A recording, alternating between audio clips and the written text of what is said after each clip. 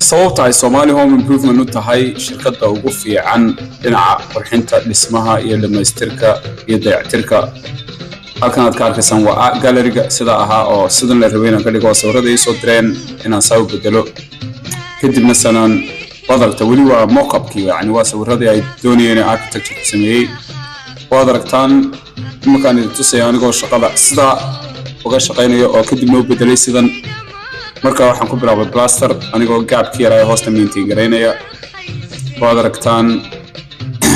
kadib plasterku markuu dhamaado marka wali prepping baan ku jiraa markuu preppingkaas dhamaado ama diyaar gareyntaas dhamaato waxaan gelayaa hay'adda qaybtii dambe oo ah rinjigii iyo hay'adda cookingkii iyo wixii kale oo dhan inta kale kamarada kuma qabanin oo waqti ma haysan degdeg ma isla ka wadarta shaqadu isku soo socotay oo coming together kadib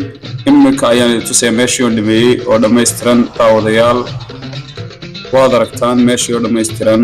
waxa weeyaan art gallery lagu iibiyo sawirada qaaliga ah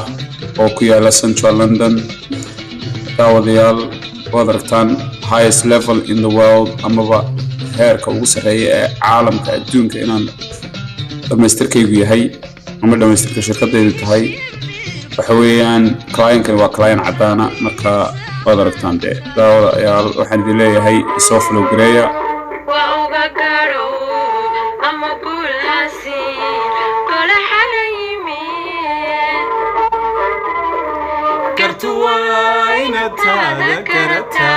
كرتوينة روحك اليابان والو قودا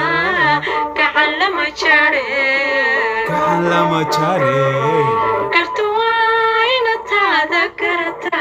كرتوينة روحك اليابان والو قودا كعلم جاري الله هياي